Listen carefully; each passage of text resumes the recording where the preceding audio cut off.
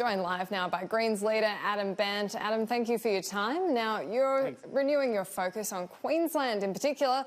This wasn't a hugely successful place for Labor in particular at the election. They said that the Greens presence there cost them votes.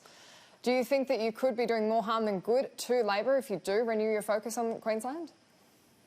I think it's time to tell the truth to coal workers, especially those in thermal coal in central Queensland. Coal for electricity is an industry that is on its way out, and we have to manage the transition out in a way that looks after workers and communities. I'm looking forward to going to Queensland to have the discussion with locals there about what it means to boost mining in the state, because I think Queensland has a bright mining future as we move to become a renewable energy superpower, and transition workers away from jobs in thermal coal mining, perhaps to jobs in mining in other sectors, because I think the best job for a coal miner is another job in mining somewhere else. So I think there's some real opportunities there for Queensland to step up and grow in a zero carbon world. And to date, no one's really told that story and had that discussion with people there. And so I'll be going there, unlike the others who go in there and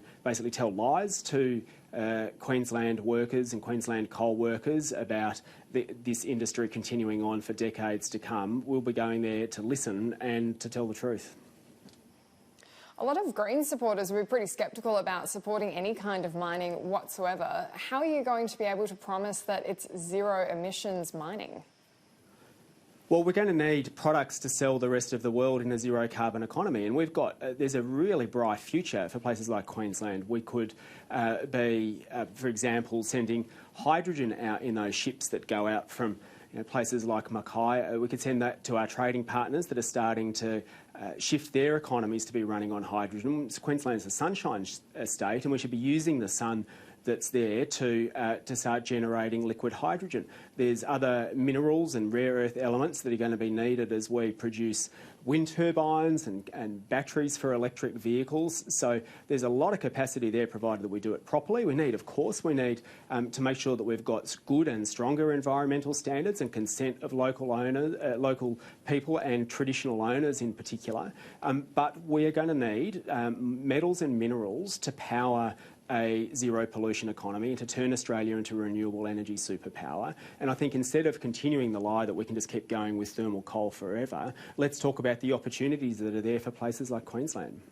We just heard unemployment's up to 5.3%, even though we've added more jobs. It's because participation rates are down. Does this feed into the narrative that we do have underemployment in the form of part-time casual work in Australia?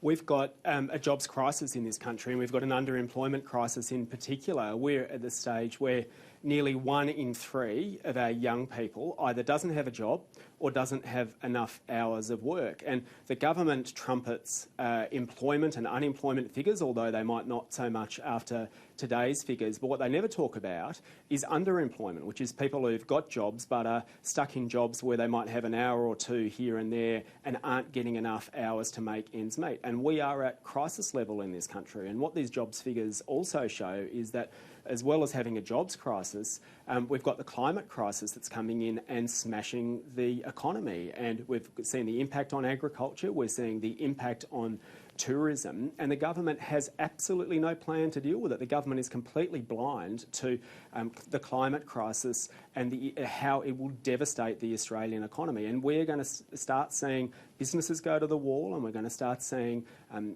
people, especially young people, never enjoying a secure job in their life unless we come up with a plan to tackle these crises. And that's why these figures today underline the need for a Green New Deal, for government to start taking the reins back and having a government-led plan of Sorry, Adam Bandt, we are going to have to leave that there.